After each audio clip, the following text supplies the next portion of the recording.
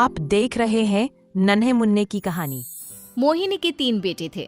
पति खूब अच्छा कमाता और बड़े घर के ऐश सब था मोहिनी के जीवन में। लेकिन एक चीज जो नहीं थी वो थी सुकून।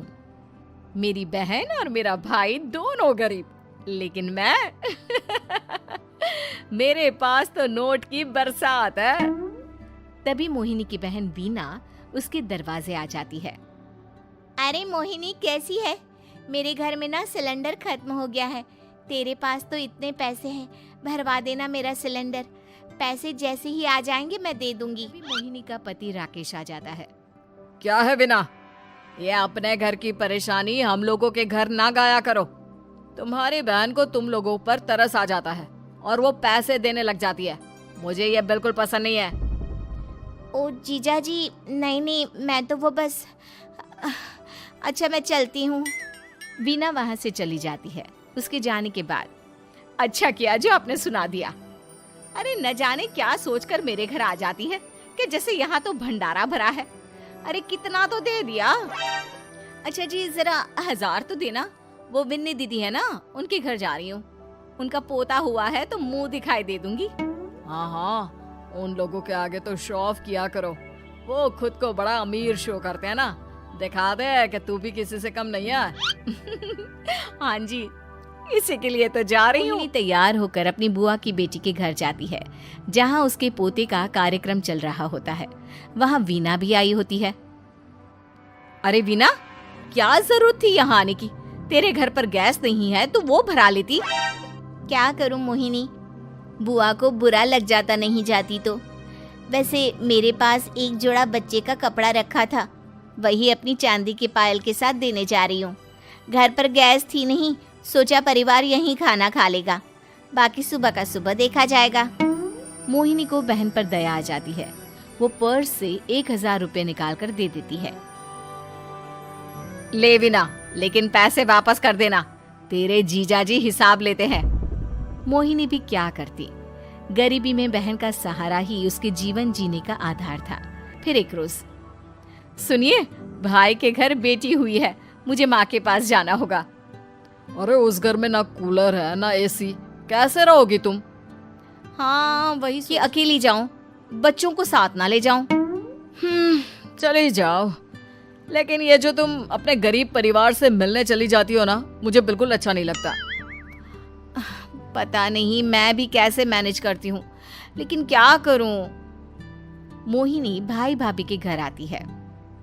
मोहिनी, कैसे आना हुआ? तू यहाँ हम लोगों के घर रह लेगी या फिर किसी होटल में रहेगी? क्या हो गया है माँ? मोहिनी को क्यों ऐसे बोल रहे हैं आप? अरे तू नहीं जानती अपनी ननद को, पैसे वाली है ना, तो ऐड कुछ ज्यादा ही है। मोहिनी को माँ की बात का बुरा नहीं लगता है, क्योंकि उसे पता ही नहीं चलता कि माँ उसे जली कटी सुना रही है।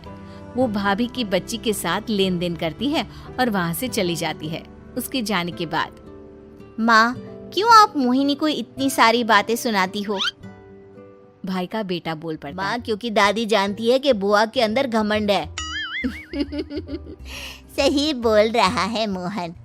बहू भले तुझे ना दिखता हो, लेकिन मुझे और मोहन को दिखता है कि वो कितनी घमंडी है। मोहिनी मायके आती है, जहाँ गरीबी के कारण चीजें कम होती हैं। इस मोहन के बच्चे को काम पर लगा दो ना, किसी दुकान या किसी होटल में। बर्तन धो लिया करेगा, कम से कम 4 पैसे और आएंगे घर में। मोहिनी, माना तेरे पास पैसा है, लेकिन तेरे भाई के दिन इतने भी बुरे नहीं चल रहे कि वो अपने बच्चे की पढ़ाई रुकवाकर उससे बर्तन धुलवाए। मोहन माँ की ओर देखता है, जैसे आंखों से बोल रहा हो, देख लिया बुआ का हाल। हाँ मोहिनी, बात तो सही है, लेकिन अभी मोहन को पढ़ना है। आखिर तुम भी तो अपने दोनों बेटों को पढ़ा रही हो ना। मेरे बेटों से कैसे कंपेयर कर सकती हैं आप? अरे वो तो कलेक्टर बनेंगे। हाँ, कल को वो मोहन को नौकरी में रख लेंगे, क्यों? मोहिनी कुछ दिन और रहकर चली जाती है। धीरे दिन बीत रहा होता है और कड़ी मेहनत से सफल भी हो जाता है। मोहिनी, माँ के जाने के बाद तो तुमने भाई भाभी के घर जाना छोड़ ही दिया, क्यों? वो क्या है ना, उन लोगों का घर छोटा है, मेरे बच्चे जाना ही नहीं चाहते। पर तुझे क्यों अचानक मायके की बात याद आ गई? यार मेरा तो मायका है, भाई भाभी है, मेरा तो आना जाना लगा ही रहता है। हाँ, क्योंकि तुझे आदत है ना ऐसे छोटे से घर में और कम पैसे में रहने की। वैसे क्या खबर है आजकल मायके की अपने? अब वो घर छोटा और कम पैसे का नहीं रहा, क्योंकि मोहन तो बहुत बड़ा आदमी बन गया है। फिर क्या? मोहिनी भाभी को फोन करती है। मोहन किसी बड़ी कंपनी का मैनेजर हो गया है क्या भाभी? क्या ये सच है? हाँ मोहिनी दीदी, अब तो हम लोगों के गरीबी के दिन कट गए। आपके भाई ने कोई अच्छे कर्म किए होंगे जो हम लोगों का बेटा इतना अच्छा कमा रहा है। देख लो भाभी, पहले भी आपने कई गलतियां की थी, आप थोड़ा संभल कर चलना। भाभी को मोहिनी की बात समझ में नहीं आती कि वो क्या कहना चाहती है। दिन वीना मोहिनी से कहती है, मोहिनी, हमारा भतीजा मोहन अच्छा कमा रहा है, क्यों ना मैं अपने बेटे की नौकरी के लिए उससे बात करूं? अरे बुआ का बेटा है, ये सोचकर मदद तो करेगा ना? हाँ हाँ, क्यों नहीं करेगा, उसके बुरे दिन में तो हम भी खड़े थे। मोहन को वीना फोन करती है और अपने बेटे की मदद करने की बात करती है। हाँ हाँ बुआ, क्यों नहीं, आप सिद्धार्थ को भेज दें, मैं अपनी ही कंपनी में उसकी नौकरी करवा देता हूँ। दिन बीतते हैं, अब वीना के हालात भी अच्छे हो जाते हैं। क्या बात है वीना, तूने भी कार ले ली, वो भी इतनी अच्छी? हाँ मोहिनी, अपने भतीजे के कारण तो हम लोगों के दिन अच्छे हो गए। उसने सिद्धार्थ की नौकरी लगवा दी है, वो भी शानदार। ठीक है, लेकिन पैसे ख्याल से खर्च करना। वो क्या है ना, पैसे आने आसान है लेकिन संभालने मुश्किल। मोहिनी घर पर अपने पति से बात करती है। देखो ना, सबके पास पैसे हैं, एक वक्त था जब मैं ही अमीर हुआ करती थी। लगता है कि ज्यादा दिन नहीं रह पाओगी, मेरी नौकरी को कुछ साल ही बचे हैं और तुम्हारे दोनों लड़के निकम्मे हैं, उन लोगों को बोलो ना कि नौकरी करे। तभी वहां मोहिनी के बेटे भी आ जाते हैं। अरे हमें क्या मोहन समझा है जो दिन रात गधे की तरह काम करते रहे? खैर, दिन फिरते हैं और मोहिनी के पति की नौकरी भी खत्म हो जाती है।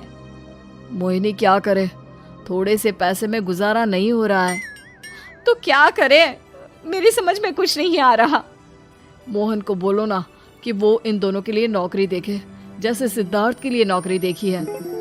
मोहिनी क्या कहती, उसे अपने वो दिन याद आ जाते हैं जब उसने भाभी से मोहन को नौकर बनने की सलाह दी थी। क्या हो गया, क्या सोच रही हो मोहिनी? यही कि वक्त कभी भी किसी का भी पलट सकता है, ऊपर वाले से डर और कहानी के लिए लाइक एंड सब्सक्राइब नाउ।